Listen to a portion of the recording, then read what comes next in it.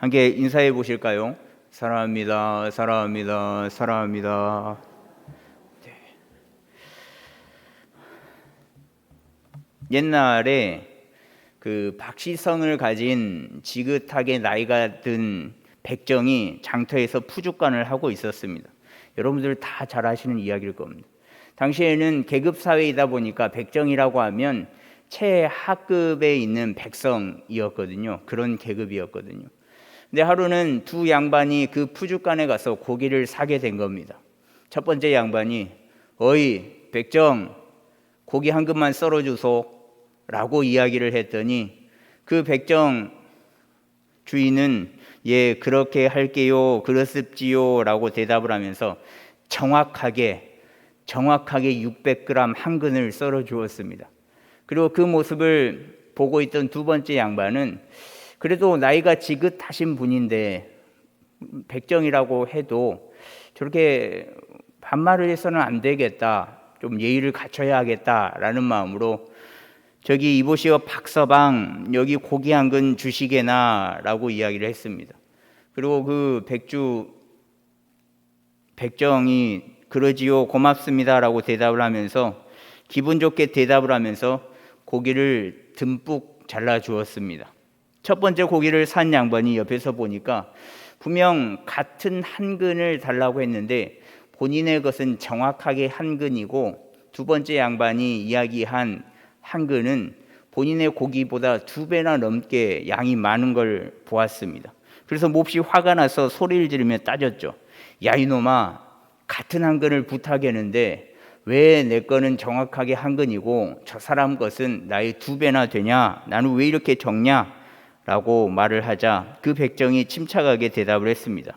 네, 그거야 손님 고기는 백정놈이 자른 고기고 저분의 고기는 박서방이 잘랐거든요. 이 이야기를 모르신가요? 웃어주셔서 고맙습니다. 네. 호칭이 굉장히 중요한데 호칭이라는 것은 이름을 지어 부르는 것 또는 그 이름을 의미하는 게 호칭이거든요. 호칭을 굉장히 쉽게 생각할 수도 있지만 어떤 호칭으로 불리느냐에 따라서 부르는 그 사람이 완성되기 때문에 호칭은 굉장히 중요한 겁니다. 듣는 이에게 많은 영향을 끼치거든요. 듣는 이들은 그냥 듣는 것 같지만 듣는 대로 그 불려지는 이름대로 호명대로 자랄 수 있기 때문에 성장할 수 있기 때문에 호칭이 굉장히 중요합니다. 특히 임신한 엄마들은 좋은 말, 좋은 음악, 좋은 노래 등등 좋은 것만 들려주면서 태교를 하잖아요. 그 이유는 듣는 것만으로도 좋은 것을 듣는 것만으로도 아이에게 큰 영향을 끼칠 수 있다. 아이의 성향이 결정되기 때문에 그렇다라고 생각을 하는 거거든요. 그런데 듣는 것만 중요하겠습니까? 어떤 호칭으로 말하느냐도 굉장히 중요합니다. 말한다라는 것은 그 사람의 감정 상태나 또 심리 상태, 더불어서 나라는 사람을 보여주고 나타내기 때문에 굉장히 중요하거든요. 내 상태가 이렇습니다. 나는 이런 사람이에요. 라고 말하는 것이, 보여주는 것이 호칭으로 보여줄 수 있기 때문에 호칭이 굉장히 중요합니다. 여러분들은 어떤 호칭으로 불리고 또 다른 이들을 어떤 호칭으로 부르고 있습니까? 들으면 기분이 좋지 않은 야, 너, 어이, 거기 라고 부르고 있습니까? 아니면 들으면 사랑이 가득하여 부르는 이나 듣는 이나 동일하게 기분 좋은 호칭으로 이야기를 하고 있습니까? 오늘 말씀에는 한 여인의 이야기가 나오는데 이 이야기는 그 유명한 사마리아 여인과 예수님이 우물가에서 대화를 나눈 이야기거든요. 내용은 이렇습니다. 예수님께서 유대를 떠나서 갈릴리로 다시 가려고 하시는데 사마리아 지역을 지나가야만 했었습니다. 그래서 사마리아를 지나가는데 도중에 수가라 하는 동네에 이르게 됩니다. 예수님께서 많이 덥고 지치기도 해서 우물가에 그대로 앉아 계셨는데 사마리아 여인 한 명이 물을 기르러 왔습니다. 예수님께서 그 여인에게 물 좀 달라고 그렇게 말을 건네면서 이들의 대화는 시작이 되었고 사건이 전개가 되는데요. 오늘 말씀을 30절이나 읽었잖아요. 아마 주보를 보시면서 왜 저래? 라고 생각을 하셨을 수도 있겠습니다. 뭔 30절씩이나 읽고? 라고 생각을, 웃으시는 분은 그렇게 생각하신 것 같은데, 그렇게 생각을 하셨을지도 모르겠지만, 이 본문 중에 오늘의 그 호칭의 변화라는 제목을 하기 위해서는 다 읽었어야만 했으니까 양해 부탁드리고, 이 긴 본문을 보면서 저는 딱 한 가지에만 집중을 했거든요. 그것은 뭐냐? 그 사마리아 여인이 예수님을 부르는 호칭에만 집중을 했습니다. 여인이 예수님을 부르는 호칭은 이 30절 안에 4번이나 바뀌는데 여러분들은 알고 계셨습니까? 예수님께서 피곤하셔서 우물 곁에 앉으셨잖아요. 그런데 마침 물을 뜨는 사마리아 여인이 지나가다가 그 여인에게 예수님께서 말씀을 하십니다. 여인에게 물을 달라라고 말씀하시는데 그 여인은 사마리아 여인이었거든요. 근데 여인은 예수님의 이 물을 달라라는 말을 듣고 굉장히 깜짝 놀랐습니다. 왜냐하면 유대인과 사마리아인은 말도 섞지 않는 관계였거든요. 9절 말씀해 보시면 사마리아 여자가 이르되 당신은 유대인으로서 어찌하여 사마리아 여자인 나에게 물을 달라 하나이까 하니 이는 유대인이 사마리아인과 상종하지 아니함이로라 라고 말씀하고 있습니다. 사마리아 여인이 예수님을 부른 첫 번째 호칭은 유대인입니다. 아니 당신 유대인처럼 보이는데 왜 사마리아 여인인 나에게 물을 달라고 하는지, 말을 왜 거는지 굉장히 놀라거든요. 당시 유대인들은 사마리아인과 상종하지 않았습니다. 뿐만 아니라 유대인들은 일반적으로 여성들과의 그 공개된 장소에서 접촉을 피했었거든요. 그런데 사마리아 여인은 자신에게 말을 걸어오는 유대인처럼 보이는 이 사람이 왜 이 사람이 내게 말을 걸지? 상종도 하지 않는 우리 민족에게 왜 말을 걸지? 더구나 우물가라고 하면 공개된 장소인데 왜 나에게 말을 걸지? 이 사람이 어떤 사람인가 싶었습니다. 그러자 예수님께서 대답하시기를 10절 말씀에 이렇게 대답을 하시거든요. 내가 만일 하나님의 선물과 또 내게 물을 좀 달라 하는 이가 누구인 줄 알았더라면 내가 그에게 구하였을 것이요 그가 생수를 내게 주었으리라 라고 말씀하는데, 당신이 내가 누구인 줄 알았더라면 반대로 내게 당신이 생수를 달라고 했을 거다라고 말씀하십니다. 이 말인즉슨 사마리아 여인이 예수님이 누구인 줄 모르고 있었다라는 것을 의미하거든요. 여인은 단순히 예수님을 유대인으로 생각하고 유대인이 왜 상종치도 않는 나에게 말을 건네든지 물어본 겁니다. 그러자 여인이 대답하기를 11절에 보시면 주여 물 기를 그릇도 없고 이 우물은 깊은데 어디서 당신이 그 생수를 얻겠사옵나이까 라고 이야기를 합니다. 예수님의 이 생수, 너가 나의 존재를 알았더라면 내가 반대로 생수를 줬을 텐데 라는 이 말을 듣고 사마리아 여인이 예수님을 부르는 호칭이 유대인에서 주여라고 바뀝니다. 주여라는 호칭은 NIV에서는 써, 그러니까 SIR 이렇게 예서 할 때 그 써인데요. 선생님, 각하, 나리, 주인님 이런 의미로 써 있거든요. 그러니까 존칭을 의미합니다. 예수님의 대답을 듣고 어라 이 사람 말하는 거 들어보니까 예사로운 사람이 아니네, 예사롭지 않은 사람이네, 보통 사람이 아니네 라는 생각에 이 유대인이라는 호칭에서 존칭을 하는 주여라고 호칭을 바꿉니다. 이 여인의 질문에 예수님께서 내가 주는 물을 마시는 사람은 영원히 목마르지 아니할 것이다 라는 대답과 함께 네 남편을 불러와라 라고 말씀을 하시거든요. 그랬더니 여인이 나는 남편이 없어요 라고 대답을 하잖아요. 그러자 예수님께서 18절 말씀해 보시면 너에게 남편 5이 있었고 지금 있는 자도 네 남편이 아니니 네 말이 참되도다 라고 대답을 하십니다. 여인의 그 숨기고 싶었던 비밀, 즉 남편이 5이 있었고 지금 함께 살아가는 그 남편도 남편이 아니지 않냐라는 그 비밀을 숨기고 싶었는데 예수님께서는 그것을 아시고 말씀을 하십니다. 분명 예수님과 여인의 만남은 금방 만나서 몇 마디 나눈 것인데 예수님은 이 사마리아 여인이 숨기고 싶은 그 비밀까지도 그 과거사까지도 다 알고 계셨습니다. 5명의 남편이 있었고 지금 함께 살아가는 남편도 진짜 남편이 아니다라는 것을 말입니다. 이 이야기를 들은 여인이 19절에 보시면 내가 보니 선지자로소이다 라고 이야기를 하거든요. 여기서 내가 보니라고 번역된 원어가 이 여인의 시각에, 여인이 바라보는 그 시점이 중요한 변화가 일어났다라는 것을 뜻하는 거거든요. 이 동사의 기본적인 의미는 주의 깊게 보다, 관찰하다라는 의미가 있지만 여기에서는 경험하여 아는 것으로 해석을 할 수 있습니다. 그러니까 대화를 조금 해보다 보니까 어라, 이 사람 남다른 사람이네. 이 사실을, 내 과거를 알고 있어. 이 사람 선지자 아닌가? 경험에서 깨달았다라는 거죠. 즉 여인이 예수님의 행동과 숨겨진 사실조차 아는 지적 능력에 대한 관찰과 경험을 통해서 예수님이 선지자이지 않는가, 선지자라는 확신을 하게 되었다라는 거죠. 이후에 예수님과 사마리아 여인은 예배에 대해서 이야기를 하거든요.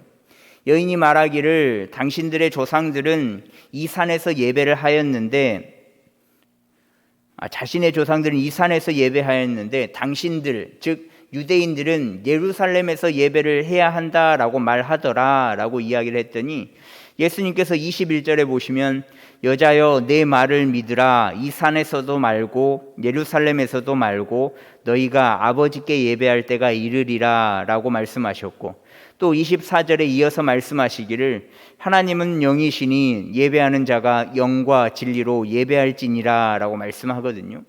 예수님께서 이 예배에 대해서 궁금한 점을 여인이 물어보니까 그 대답으로 예배하는 장소가 중요한 게 아니라 예배를 받으시는 그 존재, 그분이 더 중요하다라고 말씀을 하고 계시는 겁니다.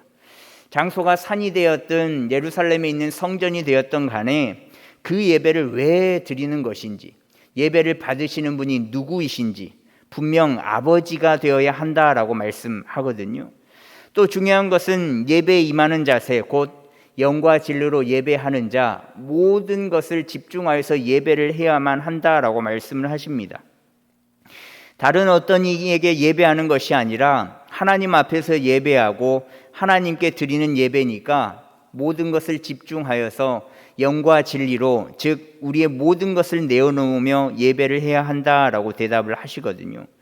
근데 남편 이야기를 하다가 왜 갑자기 예배에 대한 이야기를 하신 건가?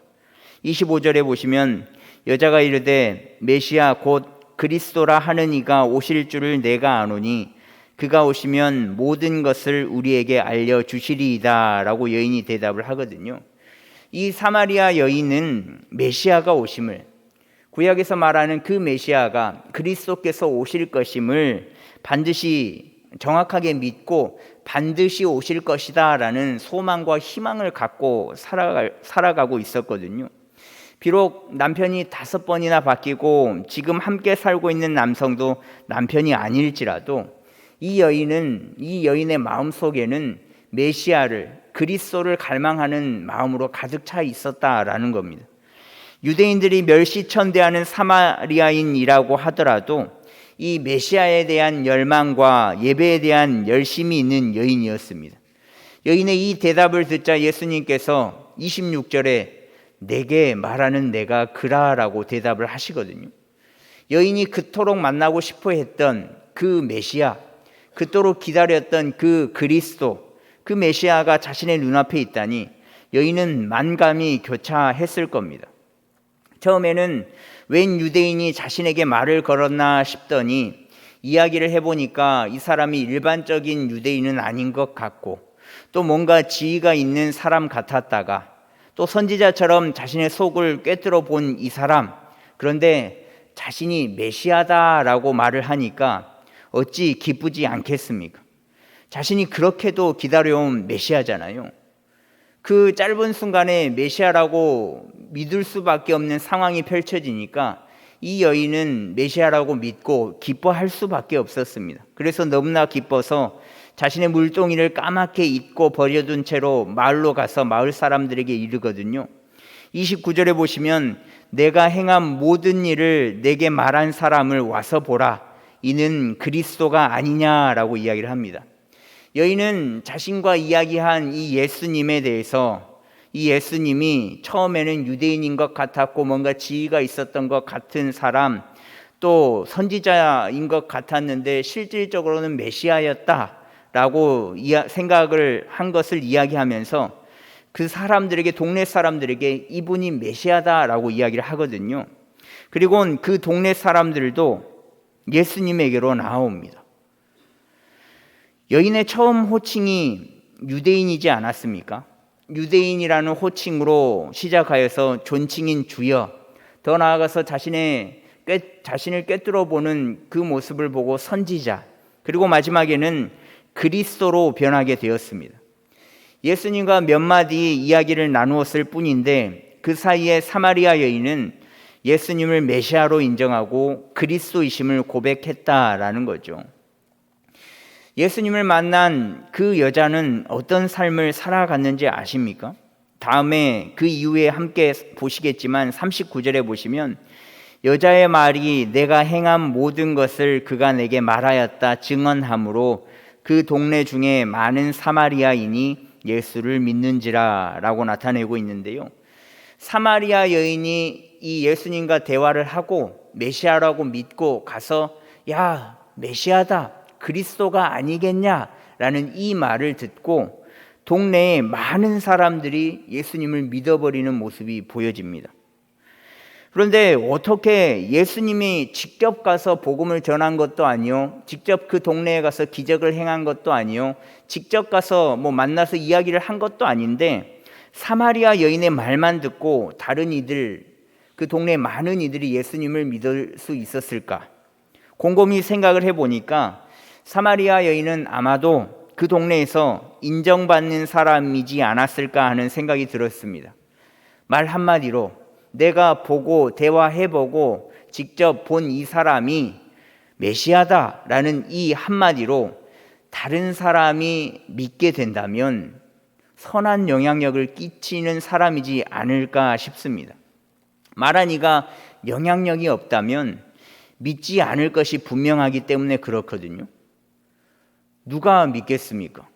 아무런 힘도 없고 사람들에게 신뢰도 없는 사람이 이 사람이 메시아다, 그리스도다라고 이야기를 하면 여러분들은 믿겠습니까? 믿지 않겠죠. 지금으로 따지면 이렇게 신앙이 좋고 믿음이 좋고 정평이 나 있는 사람이 이분이 메시아다, 그리스도다라고 한다면 모를까요? 이 여인은 비록 남편이 5번이나 바뀌었지만 사람들에게 인정받는 사람이었던 거죠. 우리도 이런 여인의 모습이 있었으면 좋겠습니다. 여인이 보여주었던 그 예수님과 대화했던 그 짧은 순간 예수님을 믿었고 또 그 한마디로 많은 사람을 믿게 한 것처럼 우리도 말과 행동에 영향력이 있는 사람이 되면 좋겠습니다. 이 영향력을 끼치는 사람이 되려면요, 존경받을 만한 사람이 되어야 하거든요. 그 말인즉슨 다른 사람들에게 인정을 받아야 한다라는 거죠. 타인에게 인정받는 자가 되려면 어떻게 해야 하는지 다들 아실 겁니다. 말과 행동의 일치가, 언행의 일치가 되어야만 하거든요. 말은 청산유수요 번지르하게 할지라도 거기에 맞는 행동이 없으면 다 헛것이거든요. 즉 영향력을 끼치기 위해서는 다른 사람이 말 한마디를 했을 때 믿을 수 있게끔 만들기 위해서는 행함이 있으면 가능하다라는 겁니다. 우리가 예수님을 믿는 사람이잖아요. 그 믿는 믿음이 어디에서부터 시작되셨습니까? 예수님을 만났기 때문에 시작된 것 아니겠습니까? 꿈이든 환상이든 기적이든 이적이든 말씀과 기도든 찬양이든 사람을 통해서든 자연 환경을 통해서든 어찌됐든 간에 예수님을 만난 그 기적과 같은 은혜가 있기 때문에, 내가 체험을 했기 때문에 예수님을 믿는 믿음이 시작되었습니다. 맞지요? 그런데 예수님을 만나지 못한 사람들에게 예수님을 전한다? 그러면 그 사람들은 무엇을 보고 예수님을 믿겠습니까? 예수 믿으세요, 천국 갑니다 라는 그 한마디를 믿겠습니까? 아니면 그 말을 전하는 나를 보고 믿겠습니까? 예수님을 만난 예수님을 만난 우리를 보고 처음 믿기 시작할 겁니다. 나를 그리고 우리를 바라볼 때 예수님이 겹쳐 보이면 그 복음을 들은 사람이 믿는 것이고, 겹쳐 보이지 않으면 믿지 않을 수밖에 없다라는 거죠. 예수님을 직접 만나지 않았다면 전하는 자의 모습을 통해 믿을 수밖에 없는데, 그 모습에 예수님의 모습이 들어가 있어야만 한다라는 거죠. 분명 전하는 자의 그 모습 속에 예수님의 모습이 겹쳐 보여야지만 믿을 수 있다라는 겁니다. 오늘 사마리아 여인처럼 말입니다.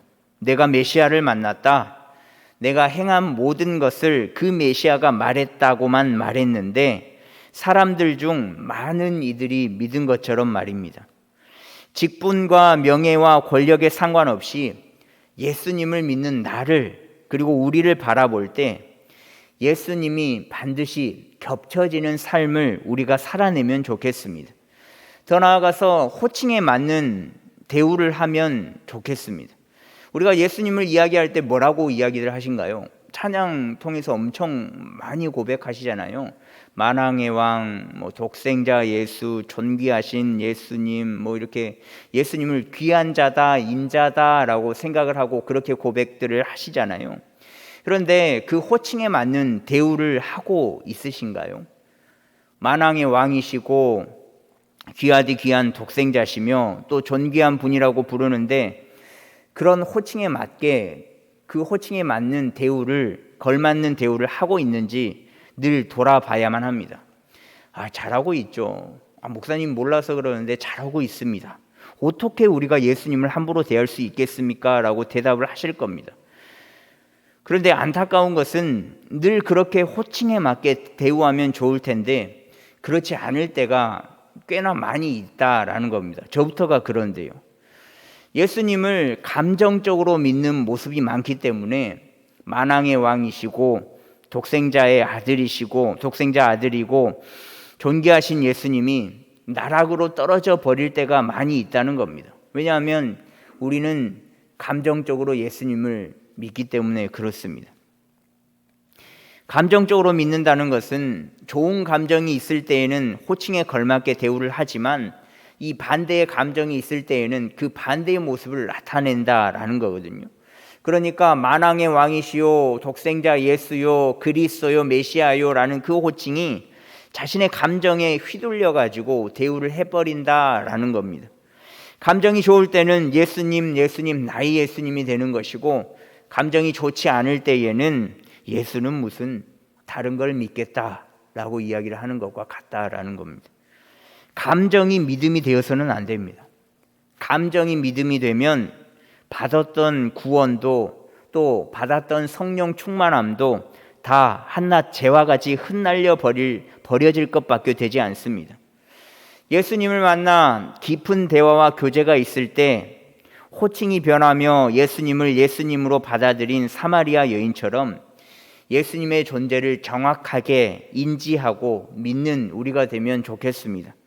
감정에 따라 시시때때로 변하는 예수님이 아니라 내 감정이 좋지 않고 내 감정이 어렵고 힘들 때 예수님을 나락으로 떨어뜨려 버리는 게 아니라 늘 언제나 변함없이 나의 예수님, 우리의 예수님, 늘 함께 하시는 예수님, 메시아이신 예수님, 만왕의 왕이신 예수님으로 고백하는 우리가 되면 좋겠습니다.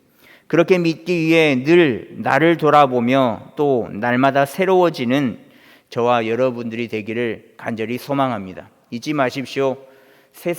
우리는 성경을 읽지만 세상은 우리라는 성경을 읽고 있으니 우리의 모습을 통하여서 반드시 예수 그리스도의 모습을 투영할 수 있는 삶을 살아내는 저와 여러분들이 되기를 간절히 소망합니다.